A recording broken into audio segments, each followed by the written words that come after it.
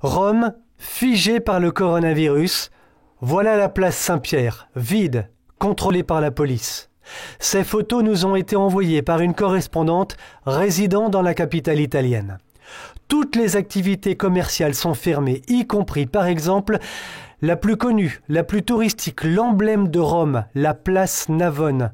Cette photo a été prise hier, aux alentours de 18h. À cette heure-là, en principe, les commerces, les terrasses, les restaurants grouillent de monde. Mais tout est fermé, conformément au couvre-feu. Seulement ouverts, les magasins vendant des produits de première nécessité. Nous avons joint, en exclusivité, Marie Perrin. Depuis 16 ans, cette spécialiste du Vatican et de la Rome chrétienne qui organise et guide des voyages sur tout le territoire italien, mais pas seulement, réside à Rome, précisément, à 5 minutes seulement du Vatican. Est-ce que vous pouvez nous expliquer comment ça se passe pour vous, pour les Italiens, pour vous-même, au quotidien ? Alors malheureusement, depuis le décret du gouvernement, on ne peut plus sortir. Là, je suis sortie exceptionnellement avec donc une autorisation professionnelle pour tourner cette interview, mais de façon générale, on ne peut pas sortir de chez nous, sauf pour acheter des biens, enfin des nécessités, aller à la pharmacie, se rendre au supermarché ou ce genre de choses. En dehors de ça, on doit rester chez nous. On ne peut pas inviter des amis, on ne peut pas sortir chez des amis. Parmi les questions posées par le gouvernement, posées par les gens et auxquelles le gouvernement a répondu par rapport au décret, il y avait « puis-je sortir mon chien ?» On en est là, on ne sait pas si on peut sortir de chez soi pour promener son chien. Est-ce qu'il vous faut une autorisation pour pouvoir aller à l'extérieur, par exemple, vous rendre dans un endroit ou un autre ? Oui, il faut imprimer une autodéclaration qui précise les raisons de la sortie de son domicile, qui donne qui permettent en fait d'identifier la personne, et il faut sortir avec un document d'identité aussi. Si vous ne disposez pas de ce document, Marie Perrin, qu'est-ce qu'il peut se passer précisément ? Alors, c'est déjà arrivé dans les derniers jours, il y a eu des sanctions, il y a eu des personnes qui ont été arrêtées, elles étaient sorties de chez elles pour se rendre, il y avait donc un garçon qui était sorti pour aller voir sa fiancée, d'autres qui étaient sortis pour aller dîner chez des amis. Ils n'avaient pas bien compris que c'est interdiction formelle de sortie, et donc ils n'avaient même pas imprimé l'autodéclaration. Et donc ils ont été verbalisés. Sachant que les sanctions, ça peut être une simple verbalisation, mais ça peut être bien plus. On peut donc être emprisonné, on est passible de prison si on sort, et qu'on est. Alors, ils peuvent aussi nous appliquer une simple amende, ou bien nous faire passer le test médical, donc le fameux tampon.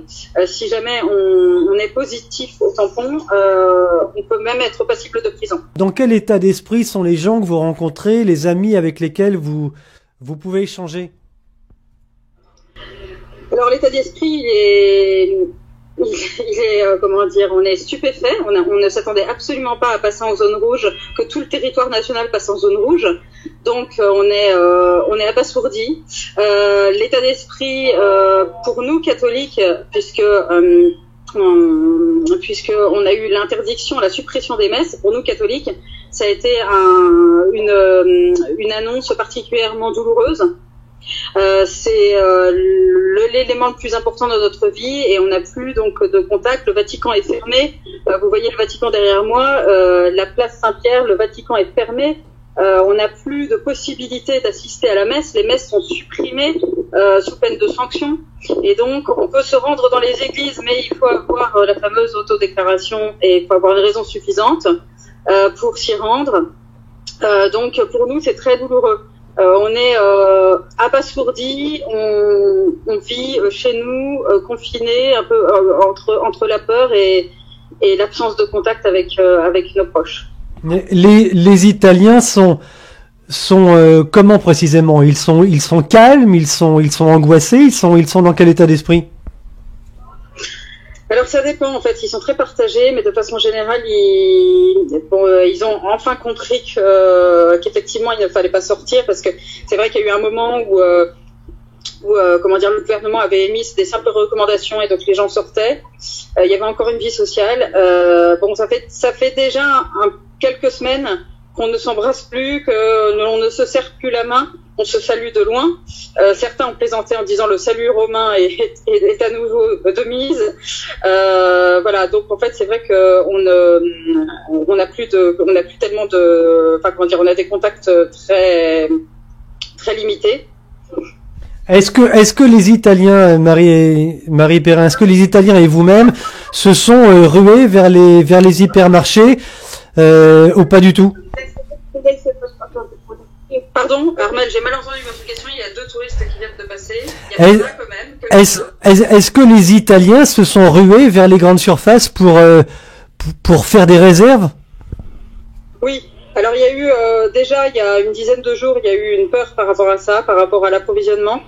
Ils se sont effectivement précipités dans les supermarchés et pour avoir fait 2 supermarchés, je me suis rendu compte qu'il n'y avait ni farine ni sucre, donc tous les éléments de base en fait manquaient. Bon, ensuite dès le lendemain ça a été réapprovisionné et par contre au moment du décret du gouvernement lundi, les Italiens se sont précipités dans les grandes surfaces qui étaient restées ouvertes le soir, parce que vous savez que le décret du gouvernement a été annoncé le soir et donc les Italiens se sont précipités dans les grandes surfaces qui étaient ouvertes 24 heures sur 24 ou bien ouvertes tard en soirée, et ils faisaient la queue pour rentrer parce que vous savez que dans les supermarchés on ne peut pas rentrer enfin, comment dire, il y a un nombre limité.